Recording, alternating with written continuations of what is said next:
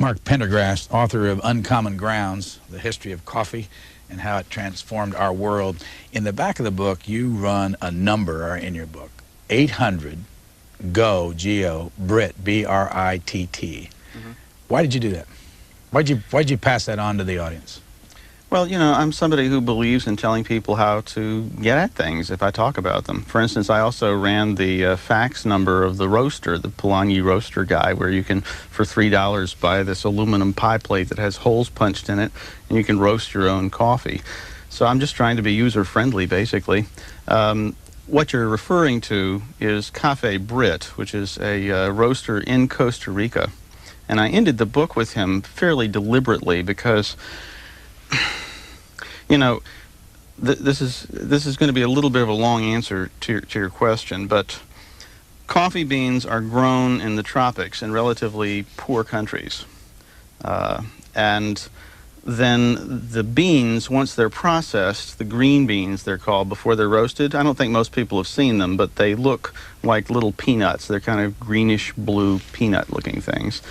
And when they're roasted, they blow up to twice their size, and they become the roasted coffee that you and I both know and love. Well, once it's roasted, a time bomb starts to tick. Once it's roasted, if oxygen gets to it, it stales it very quickly. And so ideally, coffee should be ground and brewed within a week or two of it being roasted. And that means that traditionally, the people who actually grow the coffee don't really make all that much money off of it. Certainly the people who harvest the coffee are very, very poor most of the time and get very little of the added value. And most of that value comes after it is roasted, when it's roasted. And I gave a plug deliberately to Cafe Brit because this guy is roasting it right there in Costa Rica, and he's adding money and value right there. And you can call this 800 number from North America, and you will actually reach someone in Costa Rica, and they will send you the coffee. And the way that they can keep it relatively fresh is, number one, they send it right out. And I'm not trying to give them a plug, but there's something called a one-way valve bag now where it will let air out but not in. And it really does help preserve the coffee for longer. And they use those kinds of bags. I wanted to encourage this sort of thing where we're not, in the developed world, the only ones who are making most of the money off of this.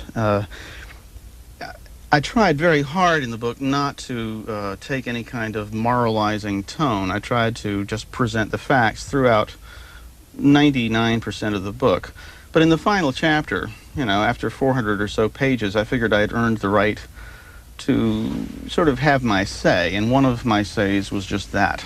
Well, let me go back to the number. It's 800-GO, Brit, B-R-I-T-T. If you call that number from the United States, do you pay tax? Do you pay tax somebody just calling ships you, the number? No, somebody ships you these beans. Do you then pay tax on them? I mean, do you avoid tax this way? No, I don't think you avoid tax. I think you have to pay tax on it. Do you avoid paying the middle person all the way through the process money? Yes. Yes. And how many middle people are there in this game? There are quite a few middle people in this game. Usually there's somebody who exports the coffee, and he has to deal with shippers and everything. And then there's somebody who imports the coffee, who's different from the exporter. Then there's, you know, there are all kinds of people who test the beans along the way. There's the coffee exchange where the prices are set. There are the roasters. There are the retailers who sell the roasted beans, and there are the coffee houses that sell it brewed. There are the supermarkets, there are the warehouses. It's like, you know, any other product, except for the fact that it's, you know, coffee grows on volcanic mountainsides, usually, between about 3,000 and 6,000 feet high in the tropics, where the temperature never varies too much, out of the 70s. And 70 degrees Fahrenheit or so. So they're beautiful places, but they're quite remote. To just take it from the very beginning, the coffee tree actually is native to Ethiopia, and then it spread from Ethiopia across the Red Sea to Yemen, and the Arabs tried to keep a monopoly for quite some time. They finally lost that monopoly.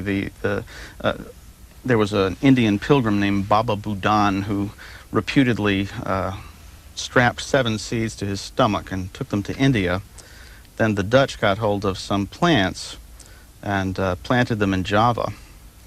A French lieutenant got hold of a coffee tree and took it across the Atlantic to Martinique. And from that tree, most of the coffee that we drank from the Western Hemisphere descended. So it takes about 4 years for a seedling to grow to the point where it's a tree that's bearing enough berries to get the coffee. And a coffee berry is called a cherry. Usually it's red when it's ripe, although I've seen varieties when I was in Central America that were yellow. But most of them are red. And they have to be hand-picked. At least the best ones are hand-picked so that you avoid getting the ones that aren't quite ripe. Then they have to be processed immediately. The skin is taken off of them, what's called the mucilage, which is the sort of fruity part, which, by the way, tastes rather sweet if you chew it. That has to come off, and it doesn't want to come off the bean. It's sort of like very sticky. So in the wet process, they ferment it deliberately for a very strict, limited period of time, usually about 24 hours. And then it will wash off. And then the beans have to be very carefully dried. So there's a lot to the processing of the beans before they even get exported. Even once the mucilage is taken off, there's something called the parchment, which is the sort of thick skin that's on them. That has to be taken off. And then there's a little very thin tissue paper called the silver skin. And they try to get most of that off, but a lot of that turns into what's called chaff during the roasting process. So it's really a complicated business. There's a lot that I want to ask you about, including the guy you found that drinks 50 cups of coffee a day. Where'd you find him? Joe McBratney. He owns a wonderful restaurant on Staten Island. It's called the Kreischer Mansion, and I highly recommend his mussels. But I found him from a 20/20 show on television. It was a show on caffeine and on its addictive qualities. And they showed Joe, and on television, he appeared to be quite a calm person. And so I was intrigued. I thought, gee, somebody who drinks, it's the equivalent of 50 cups. By the way, I just mailed Joe a cup about this size as sort of a joke, because I found one, it's bigger than this, it's huge. And he drinks out of cups about this big, so it's the equivalent of 50 regular cups that he drinks. This is water, by the way. And this is a network that spends most of its time talking about what government does and laws and all that. You mentioned caffeine. Has the government ever tried to ban caffeine in this country? Well, it came close to it. In 1912, the government actually sued Coca-Cola in Chattanooga. It was a huge lawsuit. I wrote about this in a previous book, but I also wrote about it in this one. They went after caffeine in a big way. It was interesting. Around the turn of the last century, caffeine was extremely controversial, in large measure because of a fellow named C.W. Post that we might want to talk about in a little bit. I wrote a whole chapter about him and Postum. But there was a fellow named Harvey Wiley, who was the father of the Pure Food and Drug Act in 1906. And Harvey Wiley hated Coca-Cola. Interestingly enough, he didn't hate coffee so much. He was opposed to anything he thought was unnatural. He thought that Coca-Cola was deliberately adding this drug and was selling it to children, and that's what bothered him the most. Whereas coffee was a natural constituent. But they had scientists on all sides of the issue debating this, and eventually Coca-Cola won on the lower courts, but then lost higher up, and they sort of did a settlement out of court. They agreed to reduce the amount of caffeine in Coca-Cola at that point. Some quick basics. Where do you live? Vermont, Essex Junction, Vermont. You mentioned that Uncommon Grounds, the name of your book, is also the name of a coffee shop in Burlington, Vermont? Yes. As a matter of fact, the picture of me in the back of the book was taken in that fine coffee house. There's another one owned by the same people in Saratoga Springs. There's another one that just opened up in Watertown, Massachusetts. When I went out on my book tour to Berkeley, California, there's a roastery out there, very fine roastery called Uncommon Grounds. They came, they gave me a T-shirt, they gave me some of their coffee, so I think there are Uncommon Grounds all over the country. How long did you work on your book? 3 years. What gave you the idea to do it? Well, you know, I told you I'd written For God, Country, and Coca-Cola before this, and that book was about the same length. It was, you know, quite an interesting story about how a rather inessential product, you know, 99% sugar water, basically, became the world's most widely distributed product. And this is a similar kind of intriguing story. I like the paradox of the fact that this is just really, it's the pit of a berry of an obscure understory, shrub, tree, whatever you want to call it. Well, it's the second most valuable exported commodity on Earth after oil.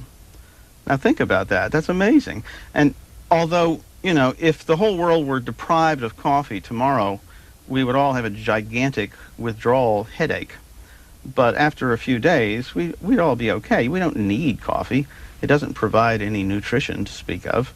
And yet, it's become central to our lives. As long ago as over 100 years ago, someone said, you know, this has become the indispensable beverage. And arguably, it changed the course of civilization in many ways, for the good and for the bad. How many cups of coffee on average does an American drink every day?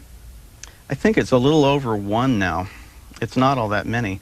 It's interesting. The per capita consumption of coffee actually peaked, if you do it in pounds per capita, in 1946, right after World War II, at about 20 pounds per person.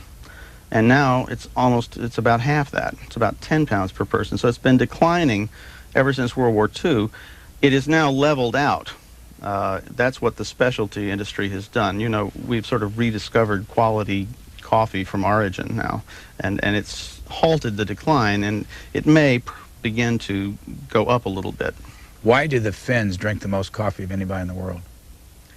That's a good question.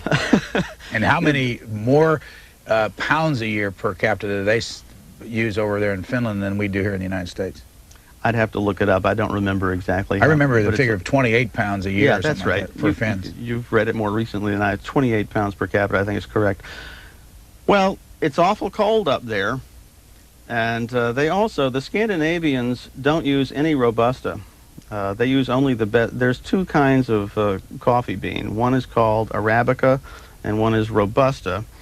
Up until 100 years ago, no one ever used anything but Arabica, and it's by far the superior type of coffee. What happened was there was something called Himalaya vastastrix, this otherwise known as the coffee leaf rust. It's a fungus which attacks coffee, and it wiped out the industry in the East Indies.